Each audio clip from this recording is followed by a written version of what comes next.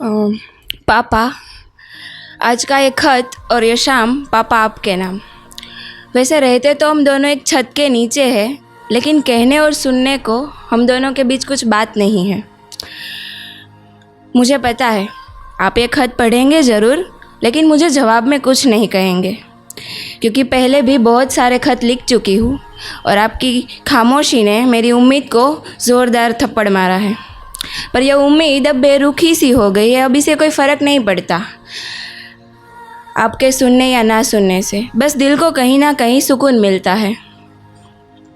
अब यहाँ तक पढ़ ही लिया है तो आगे भी बढ़ जाना कि पापा, ना इसमें गलती आपकी है ना मेरी, क्योंकि बचपन से सबने मुझे यही कहा कि पापा ऐसे ही होते हैं, उनका प्यार गूंगा और उनकी चिंता बहरी होती है।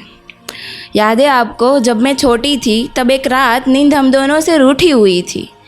उस रात आप कहानी सुनाकर मुझे सुलाने की कोशिश कर रहे थे। वो रात मेरे लिए बहुत ख़ास थी, क्योंकि उससे पहले हम दोनों के बीच करने को कोई बात नहीं थी। उस रात तो मैं सो गई, लेकिन सुबह गलती से आपका फेवरेट वाला कप मेरे कंधे पर टंगी मेरी स्कूल बैग से टकरा कर टूट गया। वो गलती तो अब छोटी लगती है, लेकिन सज़ा मुझे बहुत बड़ी मिली। शायद आप काम में बिज़ी हो गए या कहानी आपको याद नहीं रही, क्योंकि उस दिन के बाद से पापा आपने मुझे कभी नहीं सुलाया। लगता रहा शायद आप नाराज़ हो कहीं मुझसे।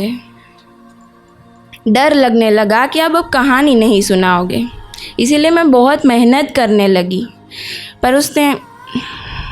पर आपसे ये कह ना सकी कि पापा, बच्चे ऐसे गुनहगार होते हैं जो गलती करके भी मासूम होते हैं। और फिर वक्त बीता और आपसे दूर रहकर ही मैंने बहुत कुछ सीखा। जैसे घर में पापा के आने के बाद कुछ बोलना नहीं, क्योंकि उनको शोर पसंद नहीं। जैसे छुट्टी का मतलब 12 बजे तक सोना नहीं होता। जैसे ज़िंदगी का मैथ्स और स्कूल का मैथ्स बहुत अलग होता है। ज़िंदगी के मैथ्स में 1 - 1 0 होता है और स्कूल के मैथ्स में 1 - 1 फेल होता है। लेकिन इन सब के बाद भी हमारे बीच करने को कोई बात नहीं थी, क्योंकि बचपन से सबने मुझे यही कहा कि पापा ऐसे ही होते हैं, उनका प्यार गूंगा और उनकी चिंता बहरी होती है। पर फिर भी मैं चीख चीख कर आपको ये कहना चाहती थी कि पापा का मतलब सिर्फ मेरे स्कूल और कॉलेज की फ़ीस पे करना नहीं होता, हर महीने मुझे पॉकेट मनी देना नहीं होता, सिर्फ मेरे मोबाइल का रिचार्ज करना नहीं होता। कि काश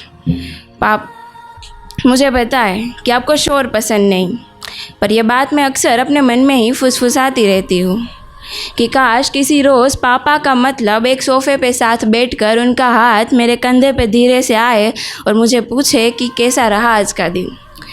पर मुझे पता है आपको शोर पसंद नहीं, इसीलिए मैं कुछ नहीं कहती।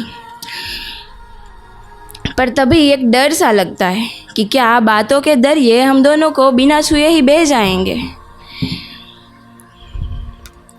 और हम दोनों किनारे क्या अलग ही रह जाएंगे। और फिर एक दिन आया जब आपने मुझसे मेरी ख्वाहिश पूछी, और इस बार खामोशी ने शोर पर बिना कुछ गलती किए सब बोल दिया।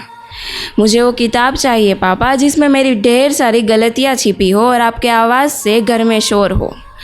हम दोनों किनारे चाहे कितने भी अलग क्यों ना हो, पर बातों के दरिए को छू जाने दीजिए, और हर शाम बस मेरा हाल चाल पूछ लिया कीजिए।